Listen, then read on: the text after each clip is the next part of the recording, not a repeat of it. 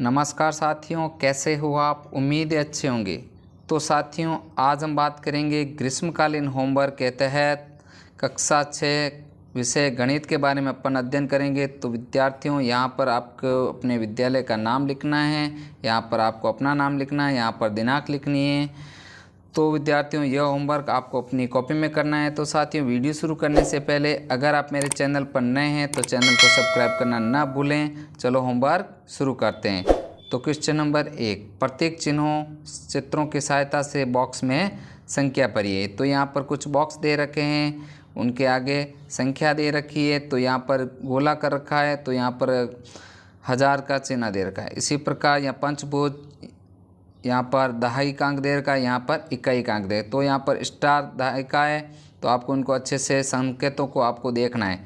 तो यहाँ पर चित्र के अंतर्गत वृत्त कितने हैं? 1 और 2। तो यहाँ पर 1000 के अंदर 2 वृत्त आ गए।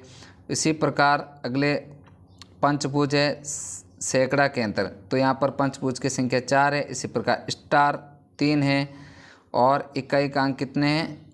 3। तो यहाँ पर संख्या बन गई 2433, 2433। इसी प्रकार आपको अपने इनका हल करके संख्या बनानी है। तो यहाँ पर 3 वृत्त है, 2 पंचभुज है, 4 स्टार है तथा 3 इकाई के अंक है। तो यहाँ पर 3243 संख्या बन गई। इसी प्रकार 1 3 2 2, तो यहाँ पर संख्या बन गई 1322। इसी प्रकार 4 4 1 4, 4114 संख्या बन गई।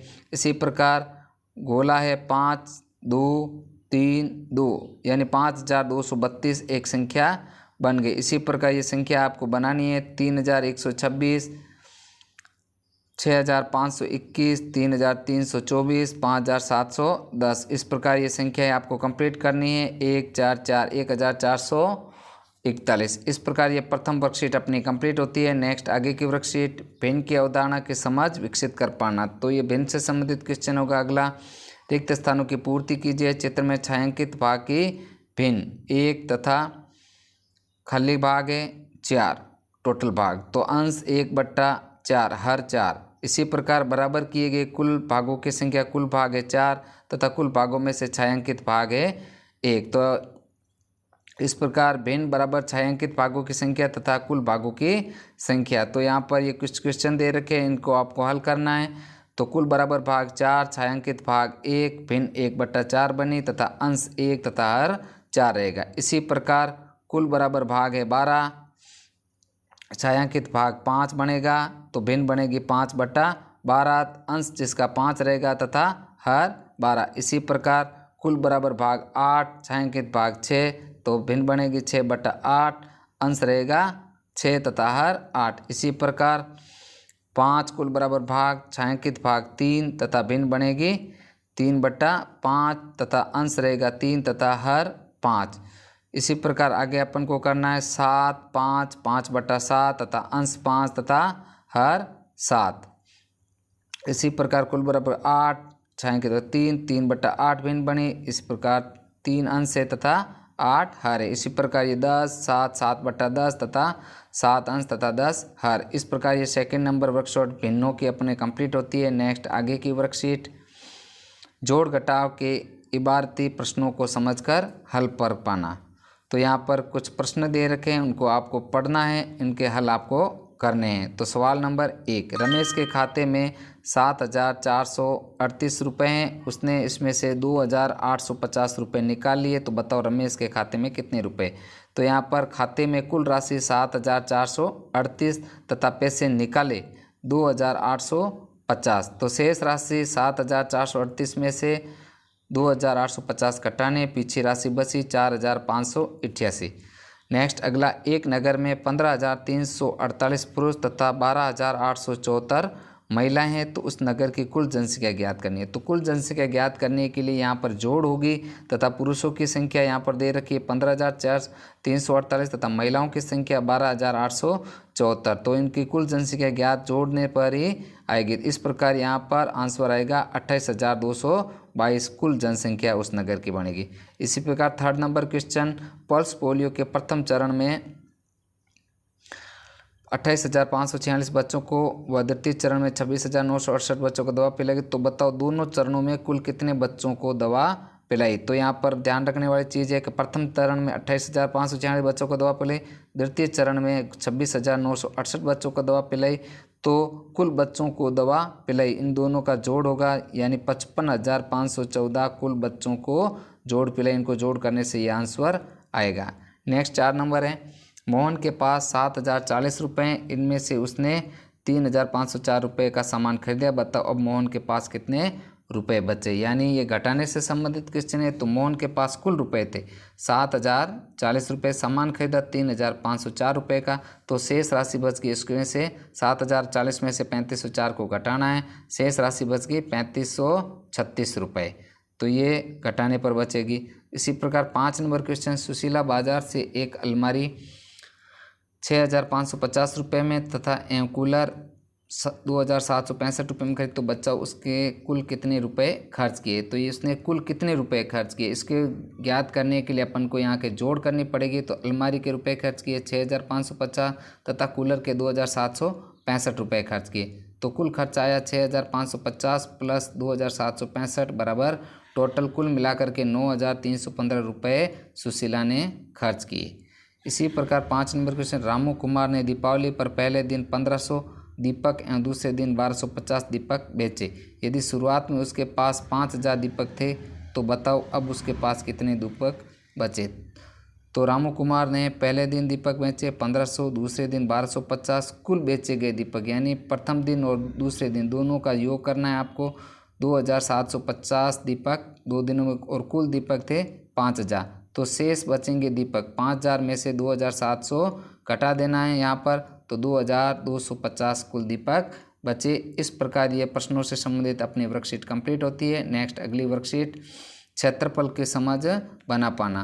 तो नीचे दी गई आकृतियों का क्षेत्रफल ज्ञात कीजिए। यहाँ पर कुछ आकृतियाँ दे रखी है, इनका क्षेत्रफल आपको ज्ञात करना है। यहाँ पर 5 मीटर 5 मीटर 5 मीटर क्षेत्रफल, लंबाई गुणा चौड़ाई बराबर 25 वर्ग मीटर। इसी प्रकार यहाँ पर 10 मीटर 6 मीटर 6 गुणा 10 बराबर 60 मीटर दे रखा है। तो यहाँ पर यह क्षेत्रफल, लंबाई गुणा चौड़ाई दे रखी। इसी प्रकार 3rd नंबर दे रखा है, क्षेत्रफल कितना है इसका 110 मीटर तथा लंबाई इसकी और चौड़ाई है 70 मीटर। तो यहाँ पर इन दोनों का गुणा करने से 7,700 मीटर क्षेत्रफल आ जाएगा। इसी प्रकार नीचे दी गई आयताकार माप वाली आकृतियों का क्षेत्रफल ज्ञात कीजिए। लंबाई दे रखी 48 सेंटीमीटर तथा चौड़ाई 42 सेंटीमीटर। तो क्षेत्रफल ज्ञात करने के लिए लंबाई गुणा चौड़ाई का गुणा होगा, तो बराबर आंसर आएगा 2,016 सेंटीमीटर। इसी प्रकार लंबाई दे रखी 3 सेंटीमीटर तथा चौड़ाई 25 सेंटीमीटर, तो 30 गुणा 25 का गुणा होगा तथा 750 सेंटीमीटर इसका क्षेत्रफल आएगा। नेक्स्ट 3rd नंबर क्वेश्चन, एक वर्गाकार रुमाल के चारों ओर गोटे की लंबाई 60 सेंटीमीटर, रुमाल की एक भुजा की लंबाई कितनी होगी एवं रुमाल का क्षेत्रफल ज्ञात कीजिए। तो यहाँ पर रुमाल के चारों गोटों की लंबाई 60 सेंटीमीटर दे रखी है तथा वर्ग रुमाल का परिमाप गोटों की लंबाई, तो 4 भुजा स्क्वायर बराबर 60, तो भुजा 60/4 बराबर 15 सेंटीमीटर एक भुजा। तो रुमाल का कुल क्षेत्रफल होगा 15 गुणा 15 बराबर 225 सेंटीमीटर रुमाल का कुल क्षेत्रफल होगा। इस प्रकार यह अपने वर्कशीट कंप्लीट होती है। नेक्स्ट आगे की वर्कशीट, इकट्ठा की गई जानकारी को सारणी के माध्यम से प्रदर्शित कर निष्कर्ष निकाल पाना। तो एक कक्षा में छात्रों को जब उसका जेब खर्च के बारे में पूछा गया तो इस प्रकार उत्तर मिले। तो यहाँ पर छात्र हैं, उनका जेब खर्च बता दिया और 7 को नीचे दी गई सारणी में प्रदर्शित। जेब खर्च रुपये